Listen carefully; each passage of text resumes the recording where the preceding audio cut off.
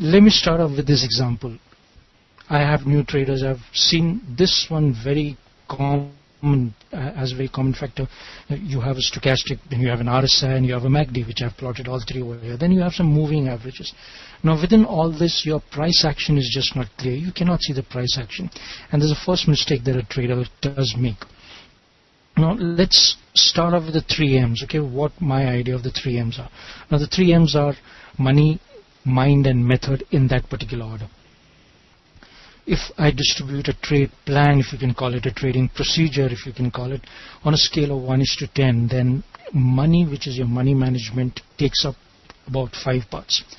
Your mind factor, which is your discipline and your patience to follow a trade plan, prepare a trade plan, and follow it rigorously, takes up 3 parts.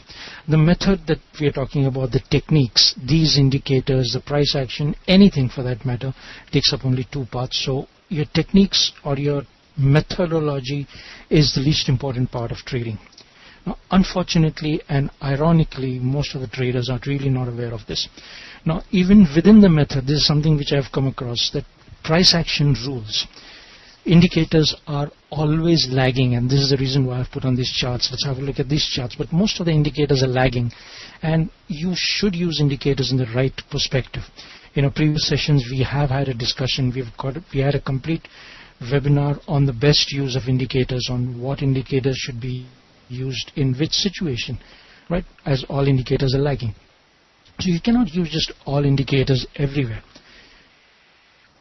Within the 3 M's, so let's say what a new trader does is he or she comes across trading and concentrates only on the 2 parts out of 10 of technical analysis. So first of all, you're ignoring the 8 parts.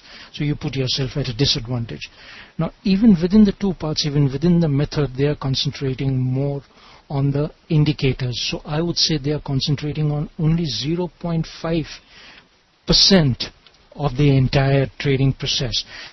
And then is it surprising that most new traders lose money?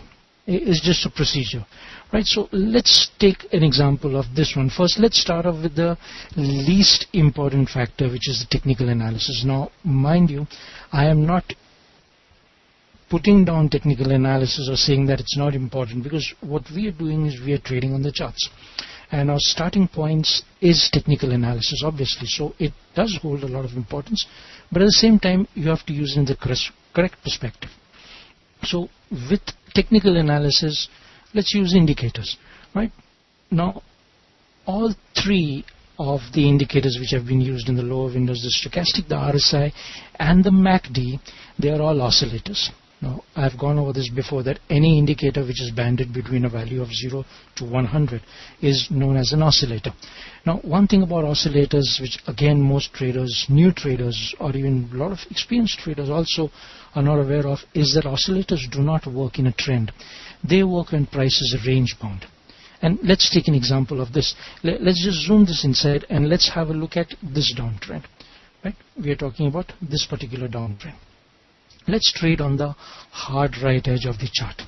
So let's say you are trading, you are in a downtrend right over here on the hard right edge of the chart, and you keep going down, and your indicator, let's just take the stochastic for the time being. I'm not even looking at the RSI and the MACD. The stochastic goes into the oversold region below 20. Now, the books say, the textbooks or the indicator studies, that they say that if an indicator is oversold, it means that it's ready to change trend. So you expect price to move up. Now let's put this point in perspective again over here, that this particular situation or this characteristic of an oscillator works when price is range bound. When it is in a range and price goes from oversold to overbought levels, it does tend to change trend faster, or better you can call it. But when price is in a trend, and let's see the example over here. Let's take it one step forward, right? What you do have, let's take it a little forward. There you go. Now, this is a classical example. You had a nice up move. Your stochastic has moved from the oversold area of 20, started moving up. It's crossed over. The lines have crossed over. The price has broken a moving average. It is closed above a moving average, and this looks good for a long. Let's go long. Isn't this exactly what the textbooks say? Right? This everybody, every new trader, every even experienced trader would probably look at this and say, okay, this is a good place to go long. And what happens? Boom. You get stopped out, obviously. What happened over here? Price did close above the moving average. Your stochastic did move from the oversold area. Your RSI, you take the 70-30 area, it did bounce from the 30 area. Your MACD was in your oversold area and the signal line started moving up, and yet price went down. What happened? Right? Isn't this exactly what new traders say, that I did everything as per the books, but yet it happened? The markets are against me. I'm very unlucky, and I don't know, I'm doing everything correctly, but it just doesn't work. But what you're doing is you're not using the correct perspective. Right? Let's eliminate the RSI and the MACD for the time being right now. Let's just remove this. Let's just keep the stochastic, because I have a reason for keeping the stochastic. Let's concentrate on, for the time being, on the moving averages. Now, the moving average, I consider the moving average to be one of the most lagging indicators of price.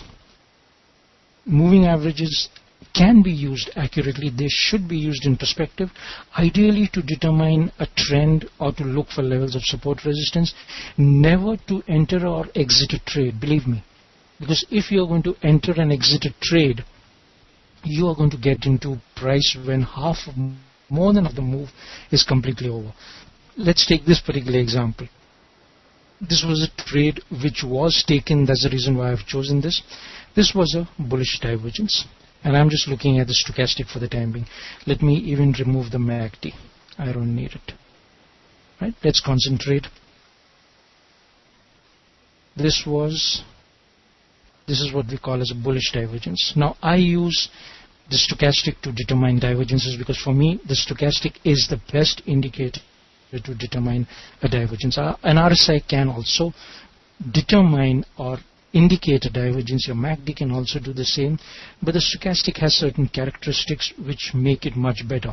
And this is a classical, what we call as a class A divergence, where you have price making low, lower lows. You have the stochastic making a low. Your first low was in the oversold area below 20, and when price made a lower low, your stochastic, the second low, did not go below 20. You see, it remained above 20. Now this is the difference between the stochastic and other oscillators. This classifies as a class A divergence, which is one of the best divergence or best indications of the change of trend. So we traded this. Forget about the targets for the time being. Let's just talk about the entry. In this case, we entered somewhere. Let's take a simple support resistance level. Right? If I plot a line somewhere over here, or let me plot a band somewhere over here. Now, the simplest way that one can, of course, I use a lot of Fibonacci's to get into an entry into a trade, but the simplest way one can really look for is if on a break of a very important or a strong zone of support resistance.